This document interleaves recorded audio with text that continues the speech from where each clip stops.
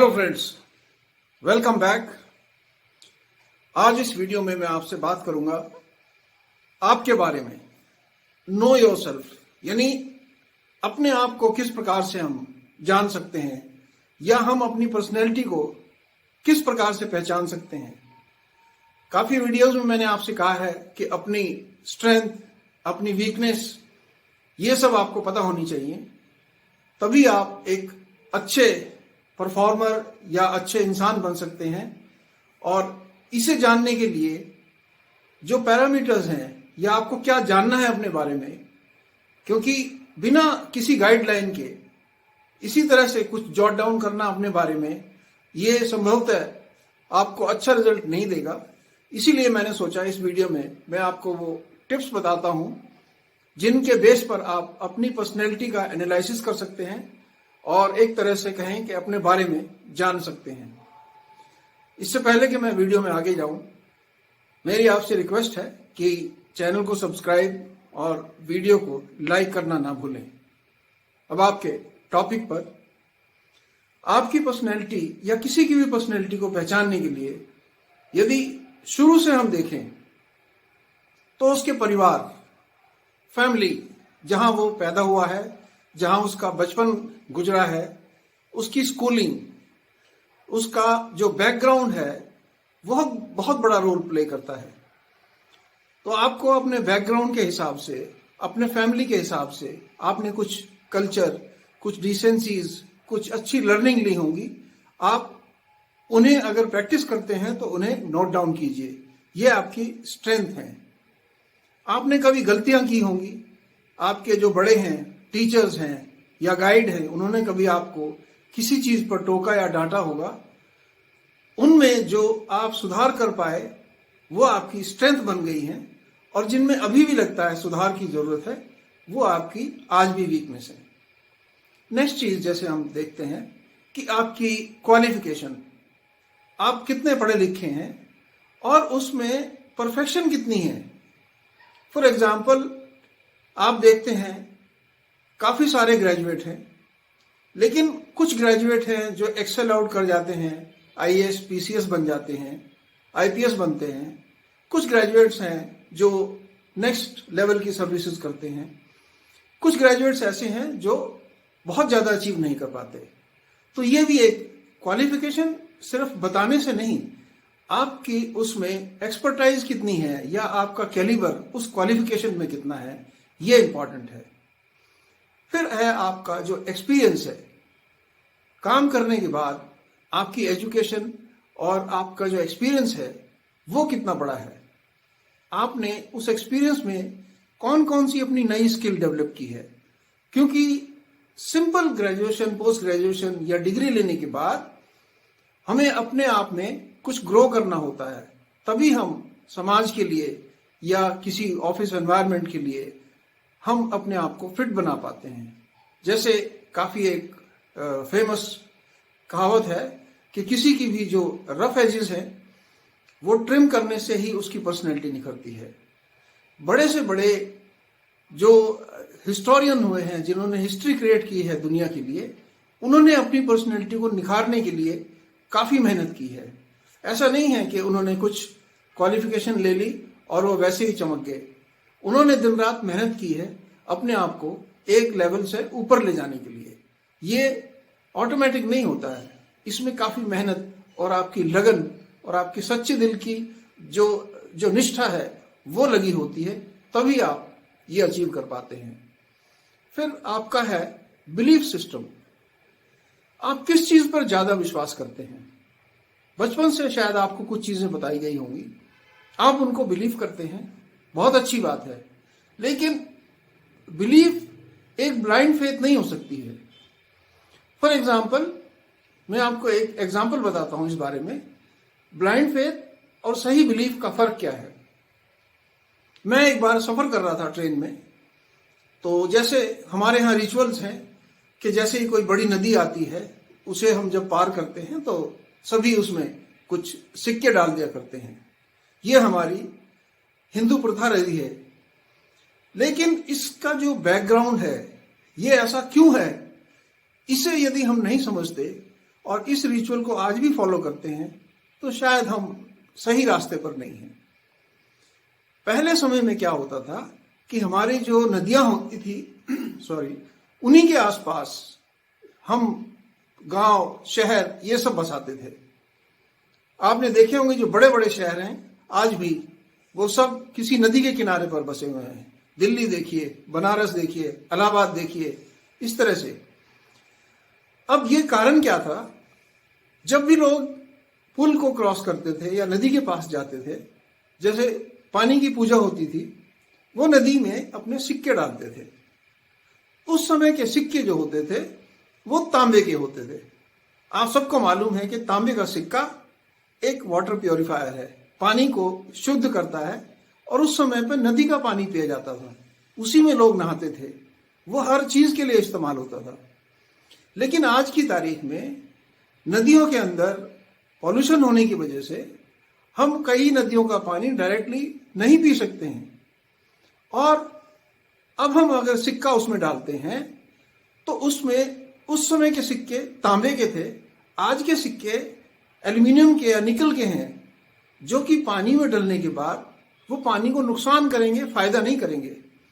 तो ये प्रथा जो पहले चली आ रही थी उस समय के लिए बहुत अच्छी थी और बिल्कुल ठीक थी, लेकिन यदि इसे अब भी हम प्रैक्टिस करते हैं तो शायद हमें दोबारा सोचने की जरूरत है।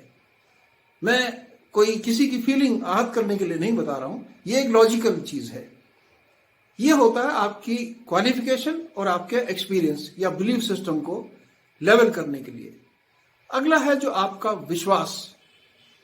किसी चीज पर आप विश्वास करते हैं, लेकिन अंधविश्वास ना करें। किसी भी चीज को एक लेवल पर जाने के बाद समझना चाहिए और उसके बाद उस पर विश्वास करना चाहिए। हम काफी सारी चीजें ये मानते हैं कि ये पुरानी चीज चली आ रही है और ये सही है, 99% चीजें उनमें से सही हैं, लेकिन कुछ एक चीजें ऐसी हैं जिन्हें शायद बदलने की जरूरत है। हम ये समझते थे पुराने जमाने में कि यदि हमारे सामने कोई अंधा, कोई काना या कोई इस तरह का अपाहिज आदमी सामने से निकल गया तो शायद हमारा दिन शुभ नहीं होगा, जबकि ऐसा बिल्कुल भी नहीं है। ये एक अंधविश्वास है। विश्वास ये होता है कि यदि आपके सामने से कोई मजबूर आदमी, अपंग आदमी निकला है तो विश्वास ये रखिए कि आप उसकी मदद कर दें और आगे निकल जाएं। यहां से आपको अच्छा लगेगा, बजाय इसके कि अपने आप को पीछे हटा लें कि उसे निकल जाने दे, कहीं मेरा दिन खराब ना हो। यह अंधविश्वास है। तो इससे बाहर निकलना, क्या हम इन चीजों को मानते हैं? ये आपके प्लस और माइनस पॉइंट में गिने जाएंगे। फिर ये देखना है कि हमने जीवन में कितने चैलेंजेस एक्सेप्ट किए हैं। ये भी एक हमारी पर्सनैलिटी को या हमारे आप को निखारता है।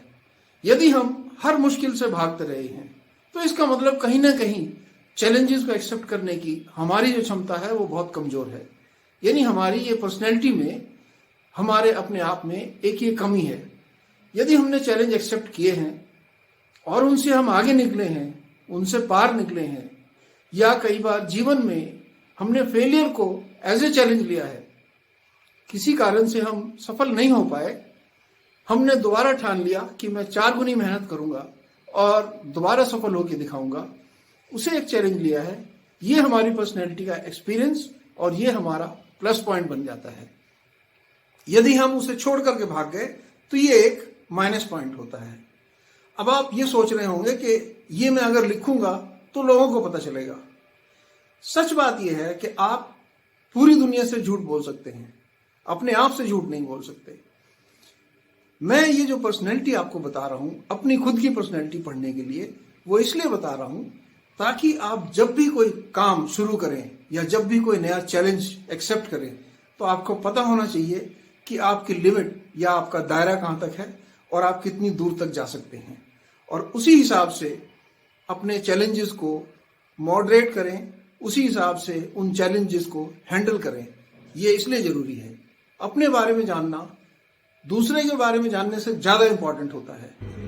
नेक्स्ट है कि आप कितने मेहनती हैं या कितना हार्ड वर्क कर सकते हैं। कुछ लोग होते हैं जो मेहनत नहीं कर पाते, उनके विचार बहुत अच्छे होते हैं उनका हो सकता है इंटेलिजेंट और एक्सीलेंस होती हो उनके पास, काफी अच्छा दिमाग हो उनके पास, लेकिन वो मेहनत करने से डरते हैं। यदि मेहनत करने से डरेंगे तो भी रिजल्ट आपको नहीं मिलेगा। और ये एक पर्सनैलिटी ट्रेट आपको पता होना चाहिए। सामने वाले को शायद आपकी क्वालिफिकेशन देख के लगता हो कि ये बहुत अच्छा परफॉर्मर निकलेगा, लेकिन अगर आप मेहनती नहीं हैं और क्वालिफिकेशन अच्छी है तो कुछ समय के बाद सामने वाले को भी पता चल जाता है कि आप मेहनती नहीं हैं, इसलिए रिजल्ट नहीं दे पाएंगे और आपके लिए ये एक नेगेटिव चीज बन जाती है। नेक्स्ट चीज है कि आपके अंदर टॉलरेंस कितनी है। आप किसी भी चीज को कितना शांति से या कितना पीसफुली बर्दाश्त कर सकते हैं, क्योंकि मुश्किलें सबके साथ आती हैं। यदि आप मुश्किलों के अंदर अपने आप को झंझलाहट या गुस्से में ले जाएंगे तो आप रिजल्ट नहीं दे पाएंगे, क्योंकि जब आपका माइंड गुस्से में होता है वो एक मैच स्टिक की तरह होता है। जैसे माचिस होती है, उसकी तिल्ली, उसे जरा सा कहीं रगड़ा लगा तो उसमें आग लग जाती है। तो आपको इस तरह से बिहेव नहीं करना है।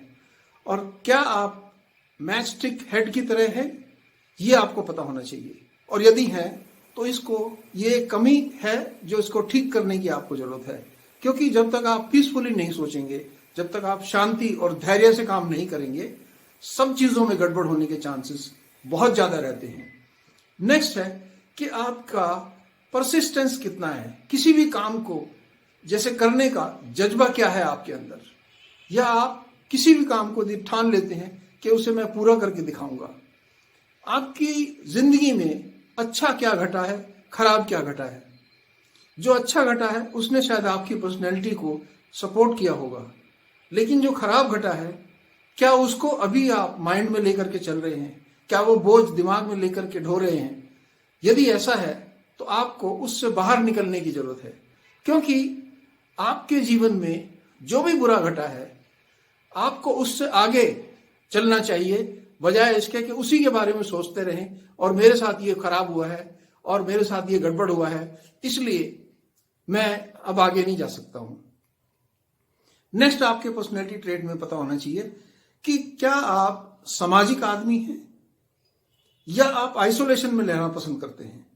यानी आप सबसे मिलते हैं, दिल खोल करके अपनी बातें करते हैं, आपका जो अच्छा ग्रुप है दोस्तों का, इवन परिवार के साथ मीटिंग, इवन ऑफिस कोलीग्स के साथ मीटिंग, क्या वो बहुत अच्छी है।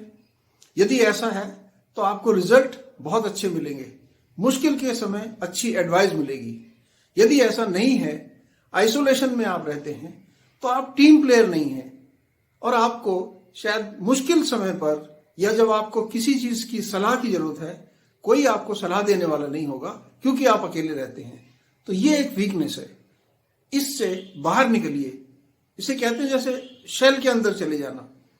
जैसे पुराने समय में कहते थे कि यदि डर लगता है कबूतर को तो वो आंख बंद कर लेता है। इससे डर नहीं चला गया, बल्कि और ज्यादा खतरा उसके लिए पैदा हो गया। इसलिए एक बड़ा आजकल फेमस सा वो है, डर के आगे जीत है। डेफिनेटली यदि आप अपने डर पर काबू करके आगे बढ़ते हैं तो आपकी जीत निश्चित है।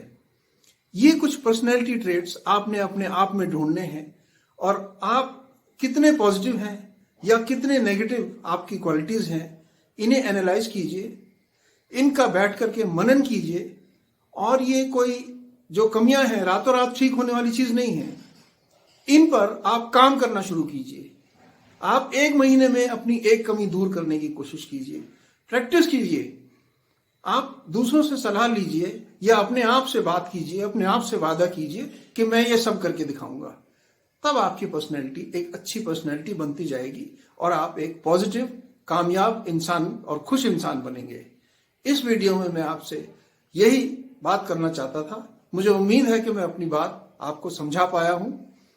अब फिर दोबारा क्लोज करने से पहले मैं रिक्वेस्ट करूंगा कि मेरे चैनल धर्मेंद्र मान मोटिवेशनल को आप सपोर्ट करें, उसे सब्सक्राइब और बेल आइकन दबाएं, और वीडियो अगर पसंद आया तो उसे लाइक जरूर करें।